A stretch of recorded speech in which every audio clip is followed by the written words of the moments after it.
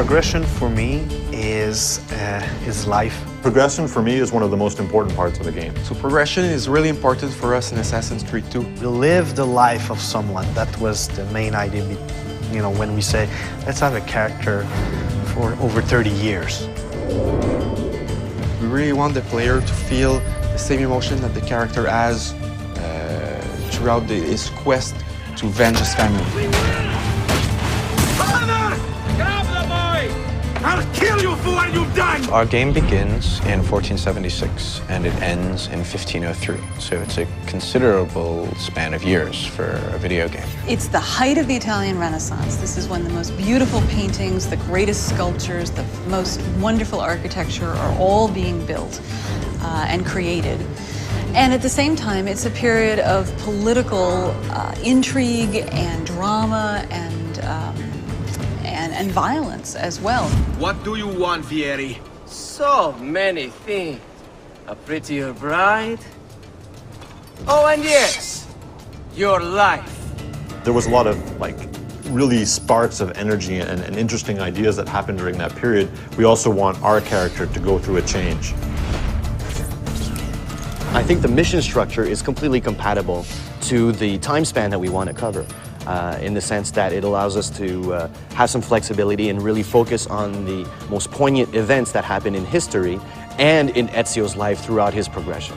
Throughout the game, he's going to encounter people. I was hoping you could help me with something.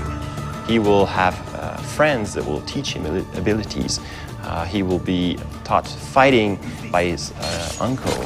He will learn a few skills from the different groups of different factions in the crowd. I'm going to teach you how to survive. He'll also learn by himself a few tricks.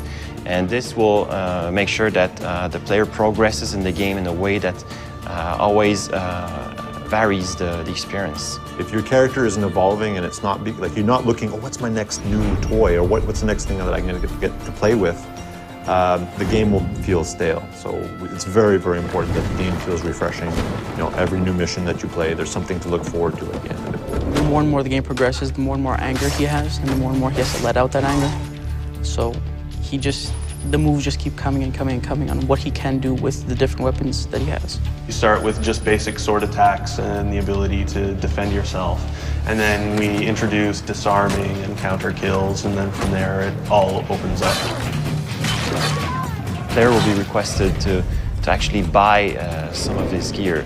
For example, we have the armors, which will give him more health points, hit points in general. He starts with various sets of armor, first one being just leather armor, and then it moves throughout more metal armor, provides him more protection.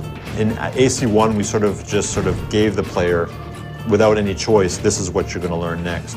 Whereas in AC2, the player has much more choice. Since such a large part of Ezio's story is him, you know, answering the question, who am I and what am I doing here and what's my purpose?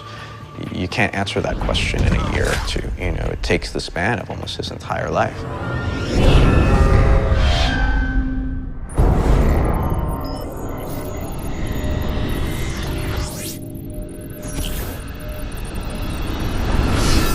Somewhere on a rooftop, there's a hero in a hood.